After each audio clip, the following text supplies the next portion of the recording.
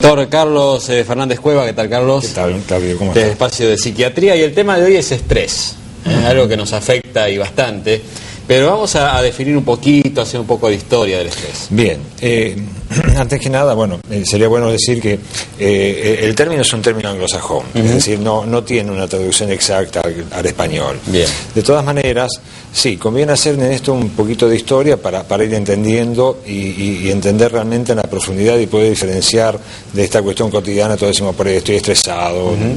¿Qué es lo normal y qué es lo patológico? Exactamente. Bueno, haciendo un poquito de historia, te diría que el primero, es decir, esto se conoce desde antaño, es decir, las cuestiones de que el organismo, nuestro organismo, es un organismo que siempre funciona sometido a desequilibrios, es decir, cada nueva instancia vivencial cotidiana desde el comienzo de los tiempos provoca una reacción que casi siempre va a ser una reacción de desequilibrio.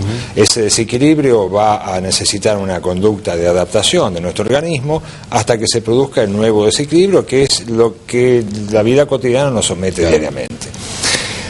Haciendo la historia, te diría que entonces el primero que empieza a conceptualizar en esto fue un investigador americano, Cannon, que en animales de laboratorio pudo determinar que ante una amenaza los animales desarrollaban dos actitudes básicas: una, la de lucha, o la de huida.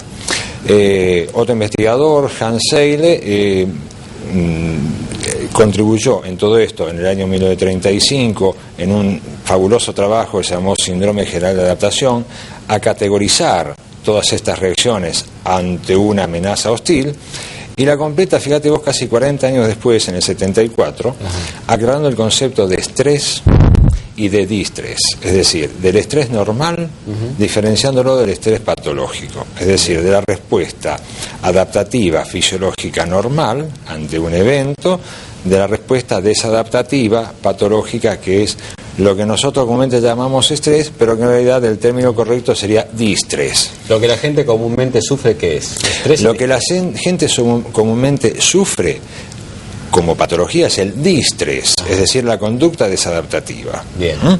Y esto es muy importante porque acá tendríamos que empezar a diferenciar, y justamente hay otro autor dentro de la historia, Mason, que es quien agrega a estos trabajos de Cannon y de Seyle justamente una característica básica que tiene que tener el estresor, es decir, eso que es vivenciado como hostil, para que realmente cause una conducta de adaptación patológica, que es siempre el estresor debe ser novedoso, debe ser inédito, debe ser desconocido.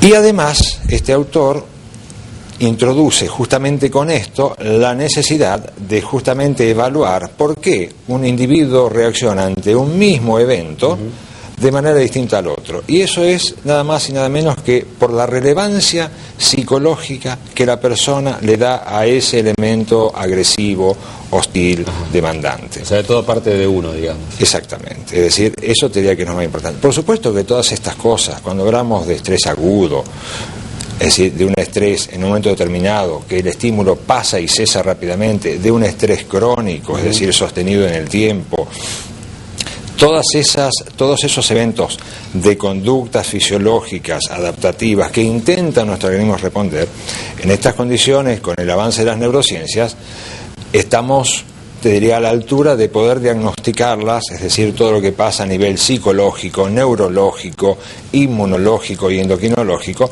estamos en condiciones hoy día de categorizarlas. Bien. Cada una, por supuesto, como vos te imaginarás, con su ornamento correspondiente. Claro. Sí, hay una clasificación extensa. Nos queda un minuto y quisiera que lo encaráramos por el tema de cómo se puede enfocar esto, ¿no? Bueno, muy interesante la propuesta.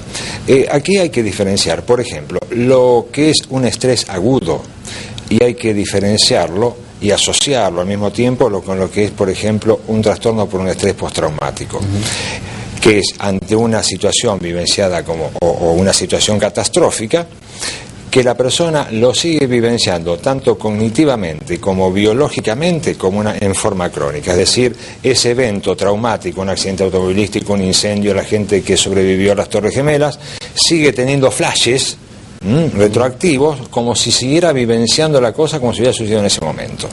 Y Con respecto al estrés crónico, es decir, a ese estrés sostenido en el tiempo, por ejemplo, la persona que tiene un trabajo muy riesgoso en tiempo real durante demasiado tiempo, los cuidadores de enfermos crónicos, es decir, esa persona que está sometido a un estresor durante largo tiempo, puede desarrollar un trastorno de ansiedad o lo que es el paradigma del estrés, es la depresión endógena. Bien, se nos fue el tiempo. En definitiva, se puede tratar... Te dije que era todo un tema. Sí, es para largo, es para largo. Se puede tratar finalmente. Por supuesto que sí. Bien. Es tratable y tratable con éxito. Muy bien, vamos a seguir hablando de este tema. Espero. Gracias, Gracias, Claudio. Carlos. Seguimos con más.